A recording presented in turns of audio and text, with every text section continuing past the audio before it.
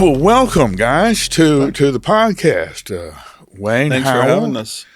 and Jeffrey Caruth. Do you go by Jeffrey? Jeffrey. Okay, every time I hear my full name, I go stand in a corner. That's just it's kind of just kind of a reflex there I have of all the times my mom used Michael, and I've screwed up somewhere. So just go stand in a corner. Okay, and we want to talk about Franktown Hearts. Franktown Open Hearts? Open Hearts. Yes, sir. Franktown Open Hearts. Mm-hmm. And Wayne, you've been at this, you told me 29 years? Yes, sir. I was guessing 30. We're right close to it. Yeah, with that. Now, I've been here since 1991, so everybody knows of Franktown Open Hearts and the ministry you've been doing. A lot of people don't know how it got started, though. So go back and tell us how it got started. It got started out of disobedience. Yeah. I know, Pastor, you've never told God what you thought was his intention. Never had that conversation. Well, I had a young man that was involved in my life from the time he was 10 years old. And I was his surrogate father because his dad had a disease. He couldn't go out in the outdoors. Mm-hmm. If he got a tick bite, it was tragic. Wow. So this kid was born to fish and hunt. And I got sober 39 years ago, got my life together, followed some direction of a sponsor, married a woman, and moved into a neighborhood for the first time in my life. And this young man and me took up. And so when he got married, I just know that God wanted me to take him on a deer hunt to Illinois. I mean, that just seems the right thing to do. And God, thank you for letting me do this. And I know that's what you want. Well, while I was up in that tree stand, one of my brothers was back here praying over my stewardship, right? He said, because I know, and anyway, my brother, he kind of wears me out a lot. And so I'm sitting there, and Pastor, when I go on a deer hunt, I get in the tree stand by 4 o'clock in the morning, and I stay till after dark. And there ain't no getting down. You carry your bottle for everything you need right there in the tree. So I'm sitting there, and God comes on me. And all my life, I had used stuff to make God's voice go away because I was told that that's not natural, that's not normal. You know, in the part of the Army I was raised up in, that just doesn't happen anymore. Right? Discounted. Yeah, it's discounted. So everybody, I thought I was just a little bit off. Well, there was no getting away. I'm strapped 20 foot up in the air in a tree stand, wind swaying, and God whipping my rear end. Who are you to tell me what you're going to do with your life, boy? Don't you think I'm tired of that? So he commits to dissecting. Yeah. Now I think I'm cool. I'm in recovery. Yeah. I've come back to Jesus. Well, somewhat. Yeah. Not the Jesus of religion, but the Jesus of the people. And so I climbed down out of that tree stand with 2 hours to hunt, which is prime time, by the way. Oh, yeah. In Illinois. I'm carrying a 17-pound tree stand on my front, a 17-pound tree stand on my back, my backpack on my front, 2 10-foot steel sticks, dragging a doe decoy, carrying my bow, crying out of the woods. Because I said, all right, your way. Your way. And so I came into obedience. Right. And I didn't know what that looks like. So I came back and met with Dr. Albert George Lemons, told him what happened, and he laughed at me. He said, son, you've had a quickening from God.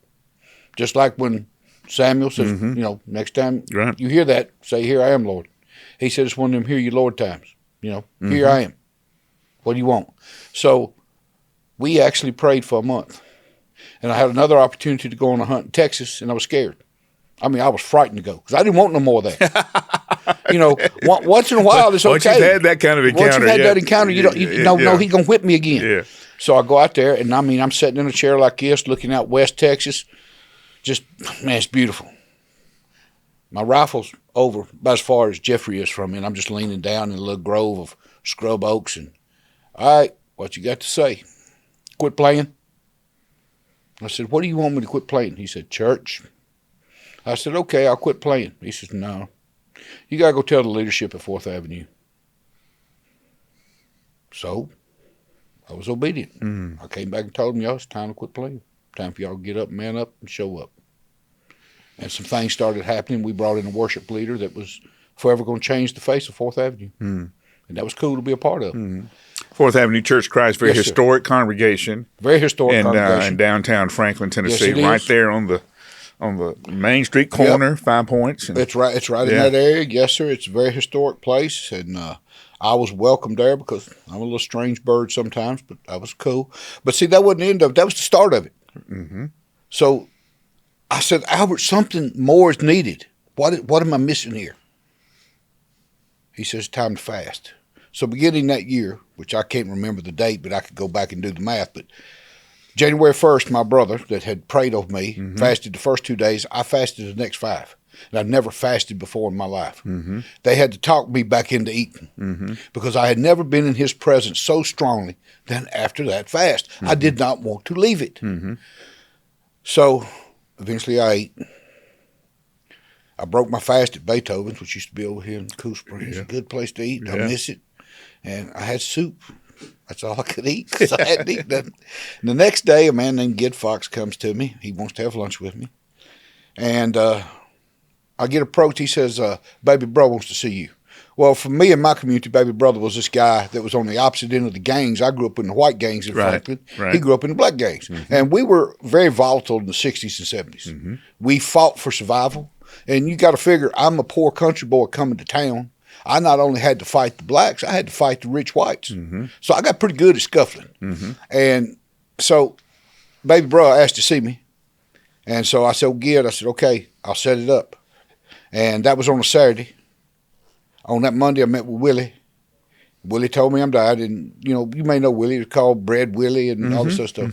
Willie, me and him go way back. God's got such a good way to heal stuff, man. And he healed me and Willie. And me and Willie started working for the same team on the same cause. He come to me, he said, Wayne, I was coaching football, Franklin High School at the time. And he says, I got these boys that love you. And the pastors on Natchez don't like me. And they won't let me in a church building. Because we have history there. Me and him both have dark histories. But we also been redeemed now, so that's good. So I said, okay, I'll do it. So we have a ministry fair.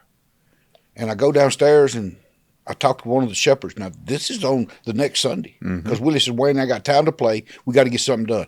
I told him, I said, hey, I need your building. He said, okay, what are you going to do? His name's Phil Williams. He's still there. Follows me around, old man. We got to have men in our lives. So Phil, he said, sure. Go ask the secretary. So I went and asked the secretary. I said, Lydia, I need a building. She said, what you going to do? I said, we'll work with kids. When are you going to do it? I said, Thursday nights. Okay.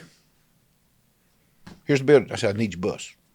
Because I knew what I was going to get into. Because I'd already been riding these kids around in football in the back of my pickup truck. Right, yeah. You take them out, you find out, what are you doing in your life? Well, I'm going to play NFL. Well, what's your backup?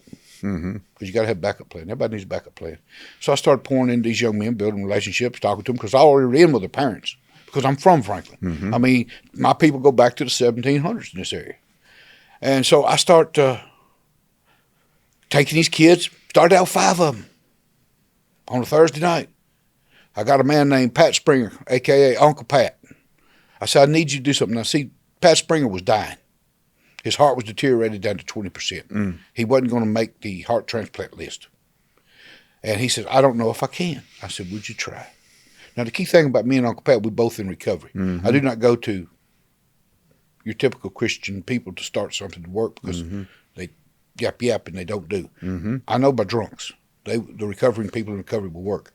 So he comes to me. What is it, the 12th step to turn Yes, around sir. and help other Yes, sir. people? 12 steps cures everything. If this world will work 12 steps, there ain't no more pain, there ain't no more heartache. Anybody in the world can benefit from it. Just look at it, keep an open mind. Open-mindedness. So anyway, Pat starts cooking for me.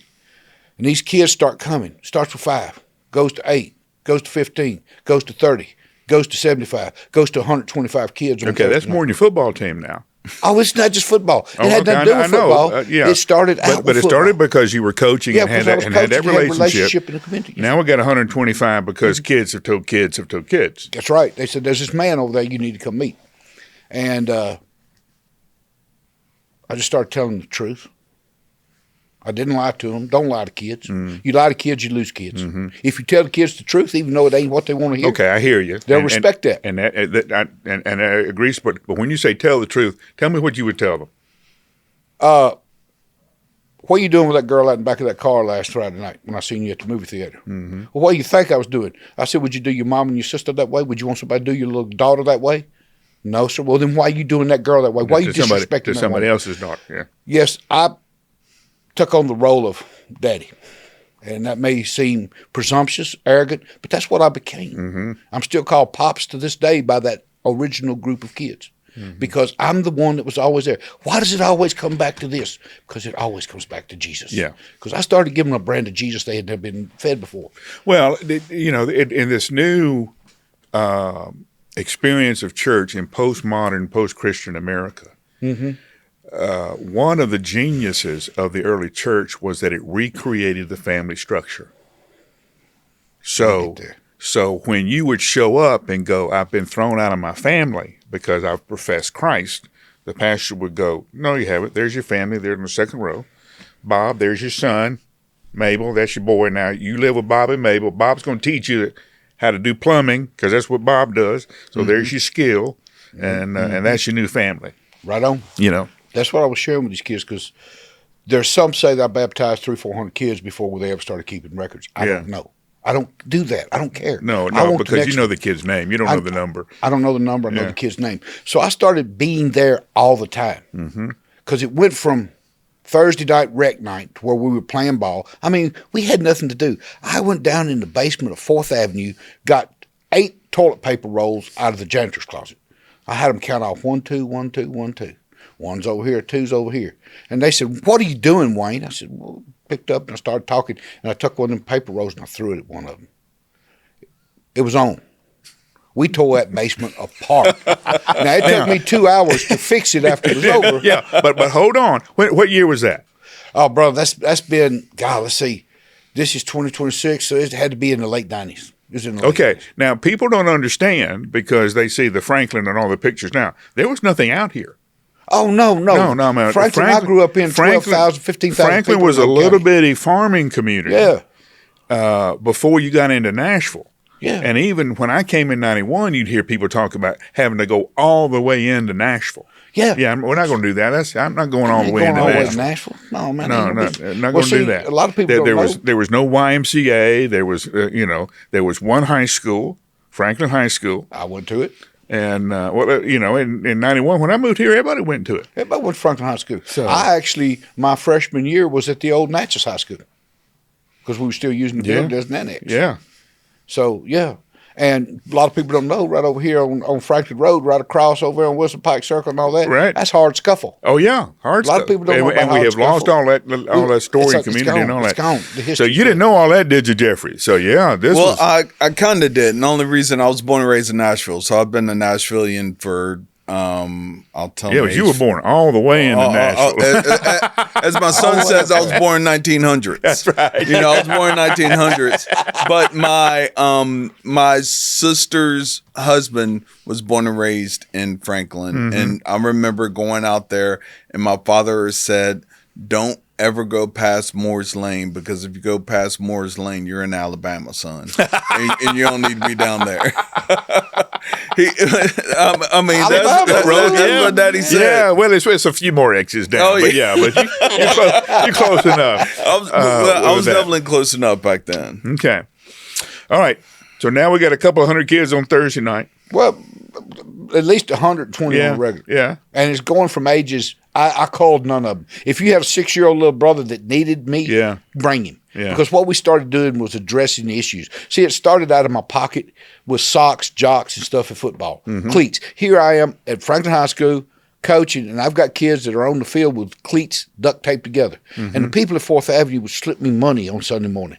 Then those kids said, hey, we need help with the homework. So do you think I know how to tutor? So I get Jace Gentry, grandson of Coach Jimmy Gentry. Oh, yeah. And he becomes my tutorer. Because why? Jace, he grew up in my youth group that I was actually influenced in. He knew me, and they do anything just about I ask. Any of them would. And I said, Jace, I need you to come tutor these guys. Okay.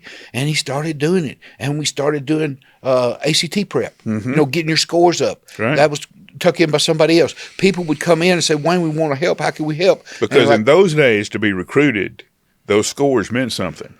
you got to get your books or you don't get no looks. Yeah. Now, in today's present society, different ball game. But that was the ball game then. And we know of a lot of great athletes that were not accepted at major programs because they couldn't get the numbers. Exactly, they couldn't get the ACT score up or anything like that. Of course, it's different now, but then that was huge. It was huge. Okay. So we became more like, so we're tutoring now. Okay.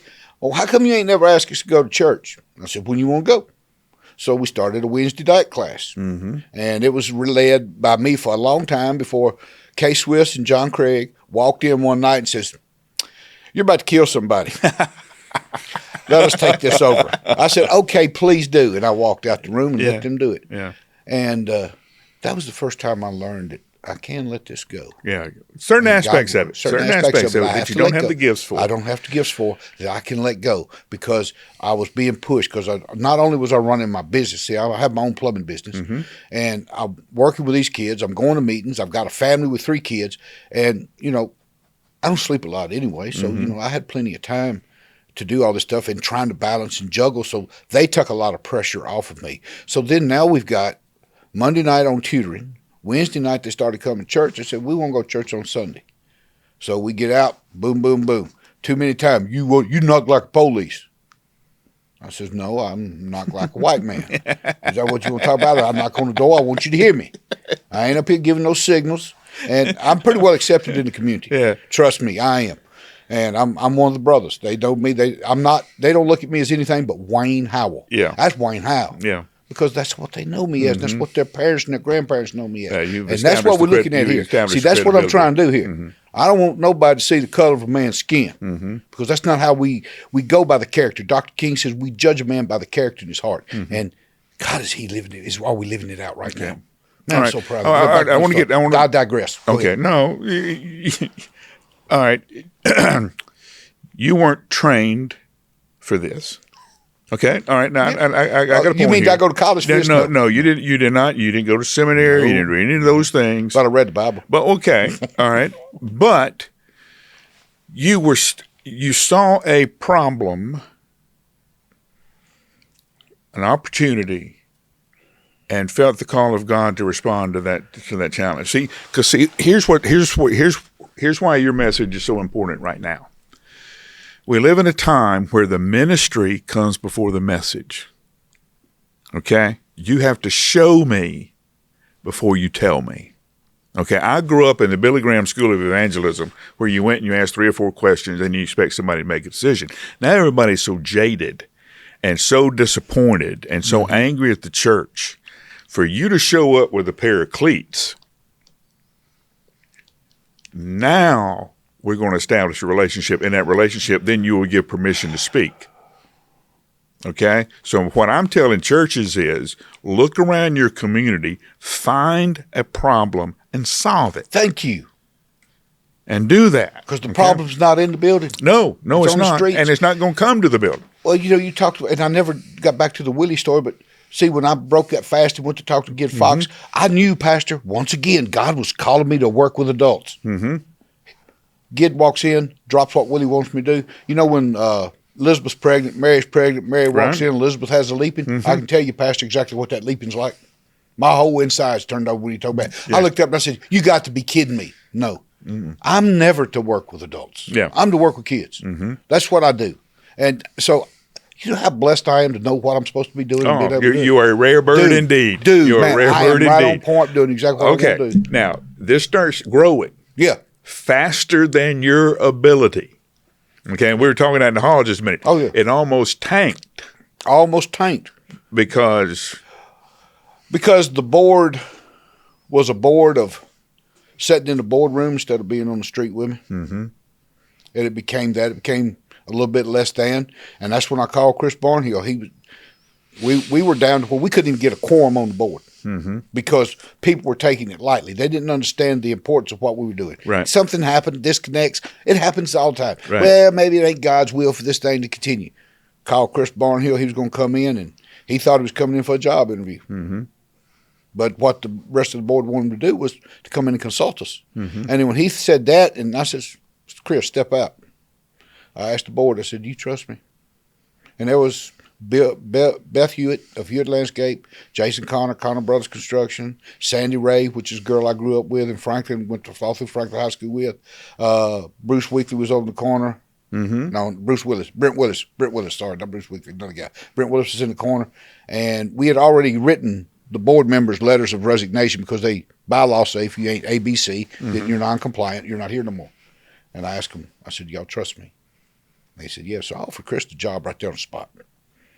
He says, what can you pay me? He said, I can't make it on what you pay me. So I threw a number out there. He said, you don't even have that number in the account. I said, no, but we will. Go get it. I told him, I said, you get us 7, I'll make sure you get 6. Yeah. And he wouldn't got it. Did exactly what I asked him to do. Yeah. And it's because of that man that we're solvent today. Okay. All right. A lot of people don't know that because they don't. Well, another important point that we're trying to make. Everybody has gifts. Everybody has a calling. Everybody has a way to get involved. No one has all the gifts. Right. Because there is something about us working together that reveals the glory of God in a way that one person can't. So there's something about you showing up with Jeffrey that manifests the glory of God in a way that just Wayne can't. That's right. Okay. All right. You are as and you know, sort of kind of go on that point. It was about a year ago today that Ashley Roberts, a friend of mine, called me up and said, I want to talk to you about a position. And so we met for coffee and we talked about Franktown, and I was intrigued. I've lived in Franklin for 26 years. I called my son. At the time, he was 21 years old, living in Knoxville, still lives in Knoxville. And I said, hey, bub, his name's Gavin. I said, do you know about Franktown? He said, yeah, of course, Daddy. I said, I was offered, possibly opportunities to sit on the board. And when your 21-year-old kid says, Dad, those kids need you. It hit me somewhere different. And so I asked Ashley, I said, Ashley said, hey, I want to set up a meeting with Chris.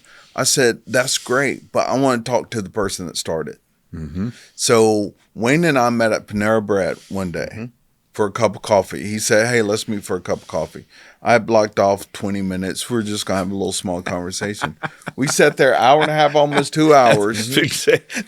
So much for your time management. And I mean, my phone was ringing. I just let it ring, but the way he told his story said, I have to be part of this organization. These kids need help. Okay. So tell me why Jeffrey Caruth, with all you got going on, you're married, you got kids, you got a very demanding business in commercial real estate. Why are you giving your time to this? Because I watched my father do it. I was raised in Edge Hill United Methodist Church, Reverend Bill Barnes. And if there was not a protest that we went on, if there was not a go out to the prison when someone was about to get executed, if there was not getting food for people in the community back then, I just grew up with that in my heart. And I watched my family do it. And at a certain point, you realize in your life, I've done all the big things. I've been blessed. The Lord has blessed me more than I could ever imagine. And at a certain point, you realize your time's now. Right. And so this was the opportunity for me to shine and let these kids know that there's a future out there for you. You say these kids. Talk to me about the impact of Franktown. The impact of Franktown it's kind of funny. I saw the other day, there's a young lady, Kristen, she's in 10th grade. She goes to Centennial High School. She's been in Franktown since elementary school, I believe. And she has gone through so many. She loves art. She loves the cooking program. She loves everything that's going on. And she has now started mentoring the little kids that are coming in. And you just see the impact of what Franktown has done for this young lady. A 10th grader who is now mentoring the little kids that are coming in to Franktown. The other thing, a funny story is, my wife and I had the opportunity to take a young lady Christmas shopping this past Christmas. I've never done it. And so we were able to take this young lady Christmas shopping. We spent a half day with her, and we went shopping. It was just nice to see the empowerment this young lady had. Mm-hmm. And everything she purchased, she had a name on it. This is for my sister Joni. This is for my little brother Bill. This is for, and she was intentional.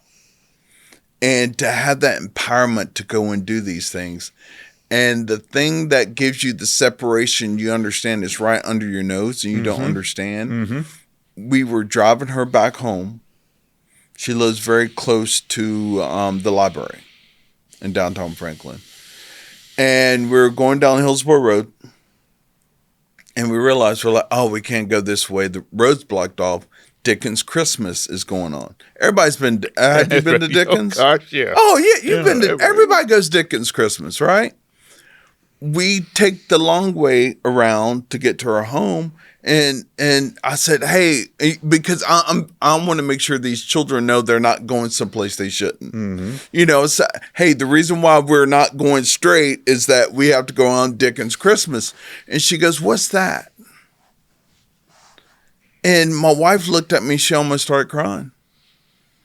And I said, oh, it's a great little festival they do in downtown Franklin. They block off the roads and they have period, Christmas and stuff. she lived how far from it? Less than a half mile. Yeah. And never been. Never, ever have been. Okay. And if that doesn't touch your heart to know the separation. Okay. So talk to me about, average guy's flipping through, sees this podcast and says, okay, a kid was a half a mile from downtown Franklin. Why? What are the barriers that kept her from experiencing that? I think the barriers are the generational mindset that says you don't belong there. Okay. On both sides. Okay. I think the parents experienced it and said they want to shield them from what could happen. Right. I don't want you to go where people would be cruel or mean to exactly. you. Okay. And so now it's a situation I feel that it takes everyone to reach out and say, follow what Christ would do, and pick someone up and take them to where you never take someone before. Don't assume with that. How many children are young people is Franktown involved with? Chris, I'm sorry. Currently 170 children that we're mentoring in our ministry right now. And as of 2022, 86 children have given themselves to Christ. And that's just from 2022. As Wayne said, there's probably 300 plus. Right. That we just don't want. If Wayne had written stuff down, we would have. Exactly. But he doesn't write stuff down. You too busy doing. You ain't.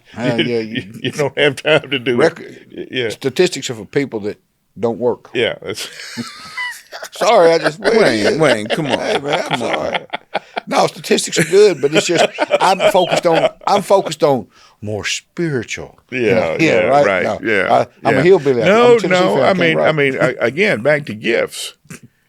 You're very passionate about this ministry because of your passion. It exists, but if you don't have somebody that's tending the vineyard, if you don't have the gardener, then the plant does not survive. And that's that's one of the things I had to learn as pastor of the church. One, you have a nice set of gifts, but you only have these gifts. Well, it was so funny during the conversation I had with Wayne. He just brought a fire out of me I never had before. Yeah, exactly right. And I was ready to go, and he looked at me, he smiled, he goes, "You want to save the world, don't you?" I said, "I do." He goes, "Let's just save one child." Yeah. And so it brought me down to reality. And then when I look at the young men and women that are in the program, you just want to save one. If you can save one, you've done so much more for a generation. Yeah, it's the old preacher story about the little boy on the beach throwing all the starfish back. Mm-hmm. So, well, son, there's so many starfish out here, it's not making any difference. And he said, well, it made a difference to that one. Exactly. Exactly. Yes. Right on. Yeah. Yeah. Exactly. Exactly. And, what he just talked about, the child not coming to the Main Street Festival. Not, I'm sorry. Dickens Christmas? Dickens Christmas. But either one. Yeah. That's, I remember when they were not allowed to walk on the same street with me and Frank. That's exactly right. When they would hang people and do Mm-hmm. stuff and drag people. I mean, no, man. That right there hurts. Well, because- we talk about the civil rights movement and all that. The Alabama football team was integrated in 71. 1971. And Bear Bryant invited John McKay and USC to play in Birmingham. And USC beat the dog out of them. You ever heard Sam Cunningham won the Heisman? Tailback. He was so open, he would stop and wait for the Alabama players to catch him up with him again so he could run over him again. So it was awful, that game. And after that, the Alabama team was integrated. But see, that was just, people don't realize it was real, man. It was the 1970s. That's right. And when that happened, and that hasn't been all that long ago. Well, it's funny you said that because it's closer than you realize. Yeah. When I was probably about 7 years old, my parents had a condo in Fairfield Glade in Crossville. I never paid any mind whatsoever. And I remember my father in our station wagon, when we go into Crossville, there was a place called the Bean Pot on the right. You just keep going down that long road, and there was this little gas station on the left, and it was, 2 pumps and a couple of bays for, automotive repair. And Dad would always stop and go inside for about 5 minutes and come out and drive away. Years later, I don't know why. I think it happens when your parents are about to pass. You start learning a bunch of things. I think God says it's time for you to tell this story. And for some reason, I was sitting at the kitchen table with Daddy, and I said, hey, why did you always stop at that gas station? He goes, son, that guy that owned that gas station was in the Klan. And he told me, when y'all come in town, you let me know you're here. And I'll make sure y'all are taken care of. And I mean, this was 76. Yeah. 70, something. It's still there, but God, I watched my father over the years as a young man do incredible things, but it was just his demeanor and the way he spoke with people. And that's why I try to do that. And I try to follow Christ that way, of not seeing someone a certain way, but just seeing them as a child of God. Because if I see them as a child of God, if I see these children as a child of God, you can't help but to help them. Right. You can't see them any other way but as a child of God. Yeah. It's the old Jesus story. Whatever you've done to the least of these, you've done it to me. So, why should a pastor in the Franklin area, in the Middle Tennessee area, why should a pastor anywhere be concerned with the kids that you deal with? Well, they're kids. Well, I got you. And young people have not matured. Studies show that the male doesn't mature until he's 30 years old, 32, 33, something like that. But what do you mean by concerned about them? Why should they want to reach them? Yeah, why? Yeah. Well, okay. All right. They're messy. They're loud. Yeah. Okay. They don't dress properly. No. They may use inappropriate language if they get really excited about something. Yes. Okay. So, as soon as I open this ministry up in my church, I'm going to get a phone call from some concerned members. I've lived through that. Yeah. I've lived through I bet you have. At 4th Avenue, early on, what are you bringing those people into my church for? Yeah. Yeah. And it was a very prominent family that if I mention their name, everybody out there is going to know who it is. Yeah. But I'm not going to do that. Yeah. And I looked at her and I said, I didn't know you was Jesus. Yeah. You know, I'm a smart aleck. Yeah. I mean, I got a good comeback for everybody. But, and you know, it's like when my brother that was the youth group pastor at the time was at 4th Avenue, he included those kids in everything they did. After he left, the people at 4th Avenue did not want the Franktown kids going to a Winterfest, which is a local Christian thing in the Gatlinburg. Yeah. Y'all are welcome to socialize with us up there, but you can't ride with us no more on the bus. You got to get your own transportation. And I thought my present time program director and executive director would just fall apart right there. They looked at me like, I said, I told y'all not to breach this with these people. Because they wanted to have a meeting to find out why. Yeah. Because they're messy, they're loud. I had a woman tell me one time, because used to historically, on Sunday mornings, we were the most diverse church at 4th Avenue anywhere. Because I'll tell you, I'd have between 40 and 20 and 40 kids up there in that balcony all the time. Because here's what you do. Jesus said, do you love me? Yeah. Well, you got to feed my sheep. Got to feed that belly. You going to come in, I'm going to make sure you got a biscuit. I'm going to make sure you're going to have lunch that day. But you're going to have to listen to what we got to say about Jesus. You got to listen to what I say. And if you don't ever want to listen to what I say, don't come. So we started doing that and taking care of those needs. And you're right, those children are loud, obtrusive. Sure. I even got message sent to me by elders at the time, they're going to run you out of 4th Avenue. I'm still there. I've seen them come and go. I'm still there because why? That's my home. Now, there's probably been a couple of close votes, Frank. I probably.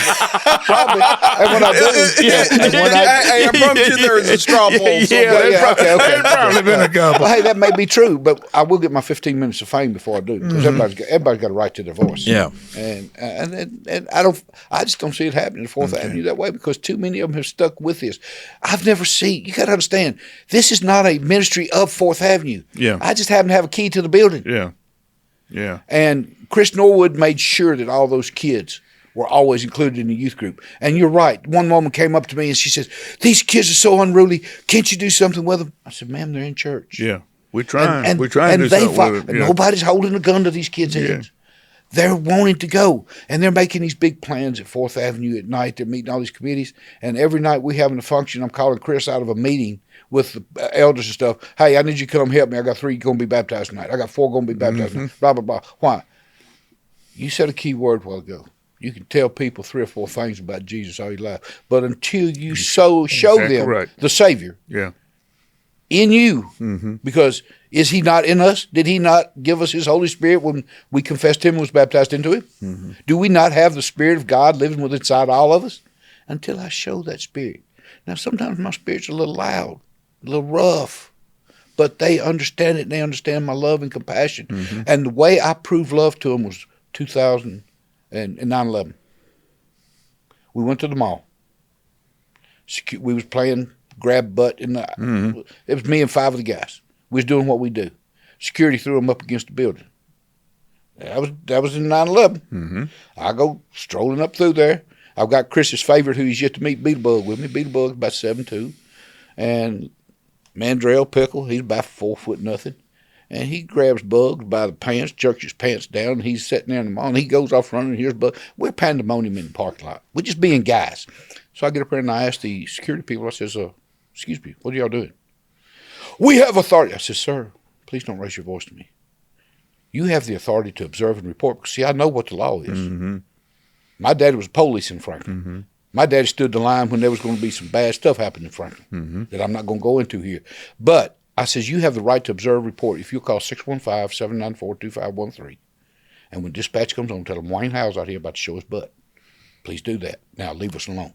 So we walked around Hibbett's. They followed us all around the mall. Yeah. We did not go into a store that the rent-a-cops were not on us. And I asked the guys working in, I said, man, what's up with this? Wayne, it's like that all the time wherever we go.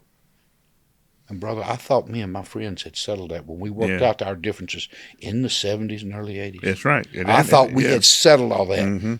No, we didn't. So we go out of our final store, and all of a sudden a man about 6'5", about 300 pounds, got his smoky hat on, his dark glasses. Oh, he's got his ribbons and all this other stuff. Sir, I have authority. Well, he stepped into my space, Pastor. And I asked him, I said, sir, you're making me uncomfortable. Would you please step back before I move you? He said, I have authority. I said, sir, you have the authority to observe and report. Now, here's where you call. You call 615-794-2513. And this time you tell them, Dillard Wayne Howell is about to show his butt. See, my daddy's name was Dillard. And I said, trust me, they will come. I get around the corner and the kids are sitting there waiting on me. And I said, get out of here. I told y'all to leave. We get outside and they says, Wayne, you would have fought that man for us.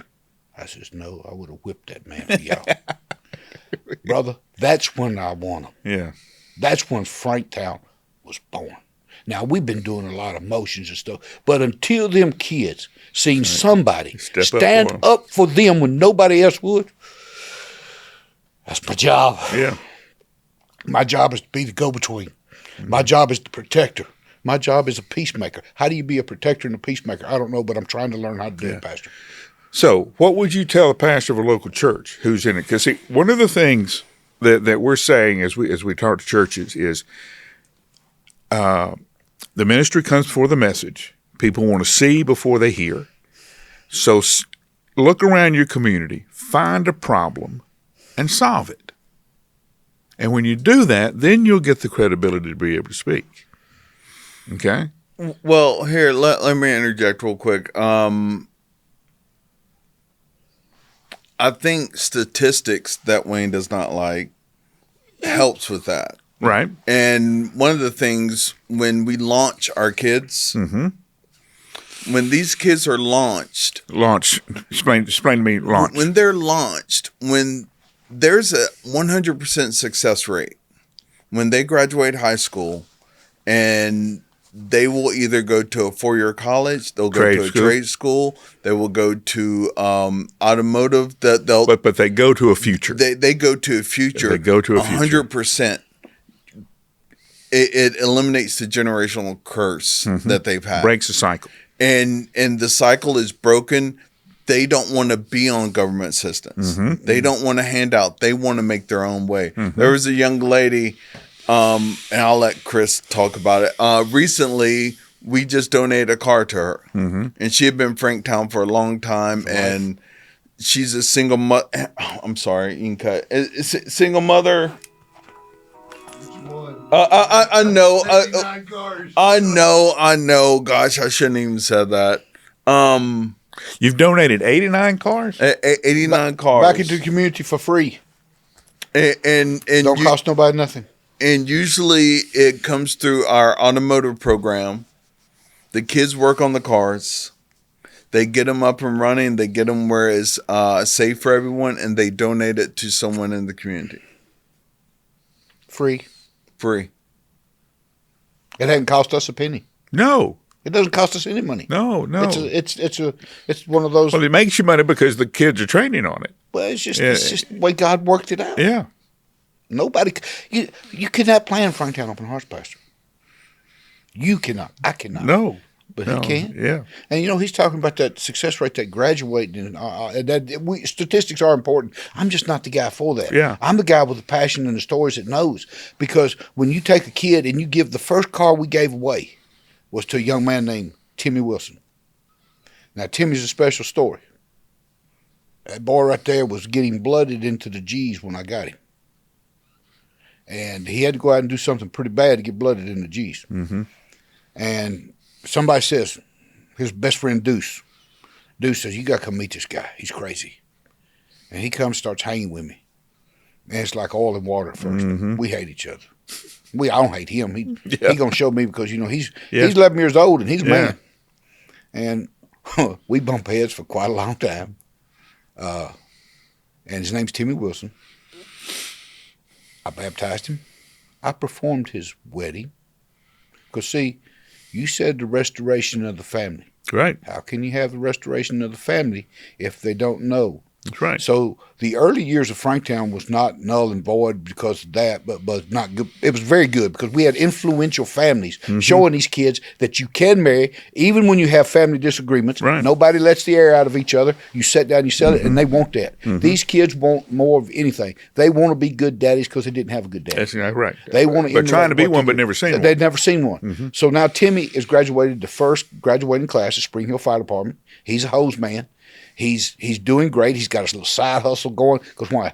He understands what it's like to be poor, and he don't want to be poor no more. First time Timmy asked for a favor was, "Hey, Pops, you think you could give me a mattress?" I said, "What do you need a mattress for?" He said, "I'm tired of sleeping on piled up clothes." In the city of Franklin, downtown Franklin, block and a half off Columbia Avenue. Yeah. In the richest county, in the richest city in Middle Tennessee. In Tennessee. And he's sleeping on piled up clothes.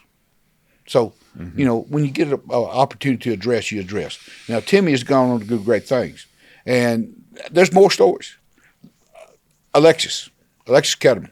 Every now and then in the community, there's a woman born. And you only have to be from the community to understand this, that there are natural-born women in that community that have leadership abilities. Right. I mean, let's go back to Ruth, but Queen, whatever her name Esther. was. Yeah, Queen Esther. Those are women born. Alexis Ketterman is one of them, a.k.a. Tinky. She's my Tinky. That's her nickname. She's going to kill me for saying that. That's okay. I did her wedding, too.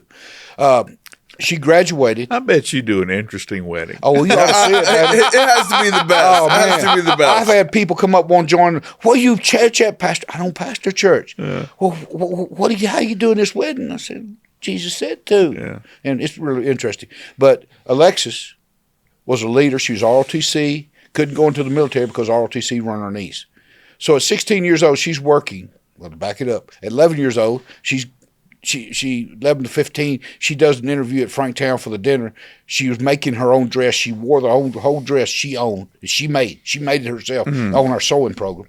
And she was styling it and profiling it. And they asked her, well, what is your favorite thing to do? Oh, me and my mom like to go to yard sales. Well, what do y'all do at yard sales? Oh, we buy stuff for the poor people. And the time she was 11 years old, she ran the bus. 16-year-old get on the bus. She said, sit down and be quiet. Guess what? 16-year-old sat down and be quiet because there's that authoritative gene in the community that's inherent. Everybody respects. And she went on to attend David Lipscomb University. Free, pastor. Graduated free of debt. Then she gets her master's from Kentucky. Free of debt, pastor. Now she is one of 7 social workers in Williamson County. And she's in the poorest district in this county. District 1 out there, Fairview. And the last report I talked to her, she said, well, you ain't going to believe what happened, blah, blah, blah, blah. There was a kid out there that nobody can get to talk. She got him to talk. He was having a meltdown one day. Principal says, what's wrong? I want my Tinky.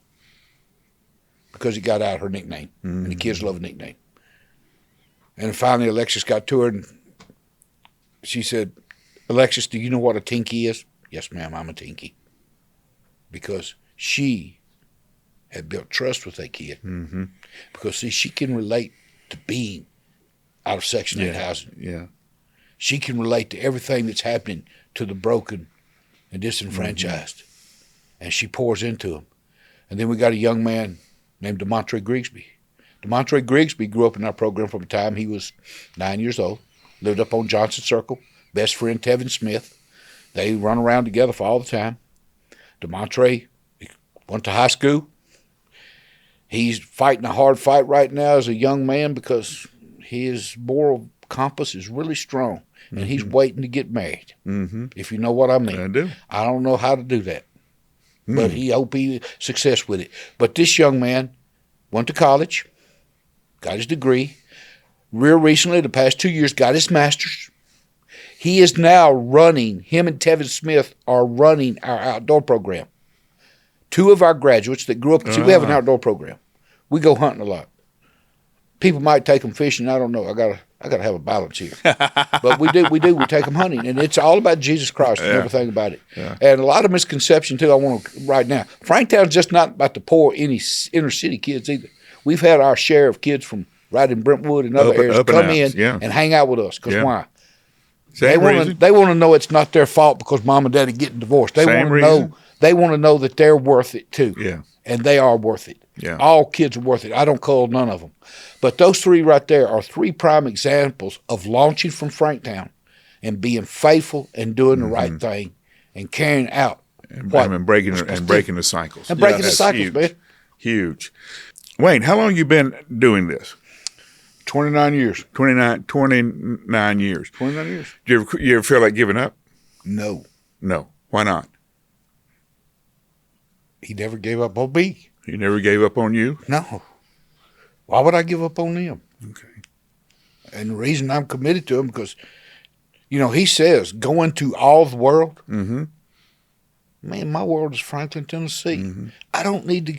It's like Dorothy. I don't need to go looking out for this. No. Yeah. It's right here. Yeah. And- you're already here. And I've always been a loner. You may not think that, but I am. I always stood at the back and watched. And I've always been curious how people treat one another. And I realized that what was missing was his basic love. Mm-hmm. And I've got to love them because he. Well, okay. I hear that. You hear that? I hear that. And gosh, and you can't go 15 seconds without somebody saying "love this" or "love that" around here. Yeah. And you know how shallow that Love is. That yeah, word yeah, I is. understand. Yeah. Yes. Okay, so when you say love that kid, love that child, love that student, tell me what that means. Every and time. I need some real practical things here. Okay, if you love this kid, then you will what? I will do everything I can to make sure that they succeed at every area of life. But what I see when I look at those kids, I see my father. Ah, When I look at any child at Franktown, them little ones, I come to them and I look at them. I go, man, I can't believe it. What's wrong with you, man? I say, you look like my daddy. And they look at my skin and look, what are you talking about? You got two eyes. yeah. You got two ears. You got a nose and a mouth. My daddy has those same characteristics. Same And characteristics. you remind me of my daddy. Mm-hmm. Okay. Now you mentioned Timothy Wilson. Timothy Wilson, yes, sir. How long did you work with Timothy? Still working with Timmy.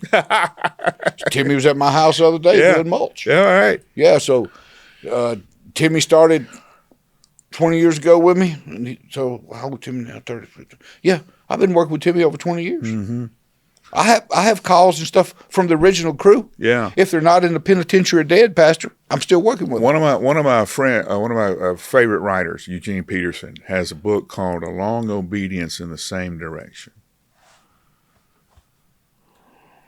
And what I'm hearing from you is a long obedience, this commitment to show up and keep showing up, because disappointment is the key thing that I say these kids, it's the thing that all of us carry. Mm-hmm. I expected somebody to be there, and nobody was there. Nobody was there to stand up for me. Nobody was there to protect me. But you kept showing up. Yeah, it is. And maybe you didn't know what to do when you showed up, but you showed up. And my thing is, 9 times out of 10, the most important thing to do Show up. is show up. Mm-hmm. People don't remember what you said, No. but they remember that you were there. You were there. It was like when Mandrell Refugee's grandmother passed. No, his mama passed. His grandmother later. When his mother passed, we were getting ready to play Germantown out of Memphis. They were coming to Franktown High School football stadium. And I get a call sitting at we did our Thanksgiving on Friday. Mm-hmm. I get a call. I said, what's up? His name's Pickle. I said, what's up, Pickle? He said, I need you. I said, what do you need me for?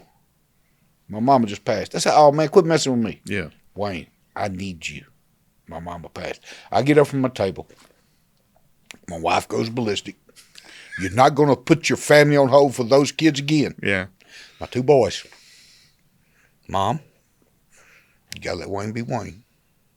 You got to let him go do this. I go over, there's 2 white people in the community. one of the ambulance drivers, his eyes as big as saucers to me. I just go cruising through. Everybody's trying to hold on to this kid. I open the door of my truck. He hops in, drive off. He doesn't say a word to me. Mm-hmm. Not a word. He sits there the whole night of the football game on the north sideline on just staring at me. Because why? What he called me? Because he knew I'd be there. He knew you'd come. Isn't that America? Art isn't American. I'm supposed to be there when my neighbor calls me. Mm-hmm. That's what I was taught. Yeah, but it's certainly the gospel. And am I supposed to obey the gospel? Yeah. How do we get in touch with you guys? FranktownOpenHearts.com. Franktown Openhearts.com.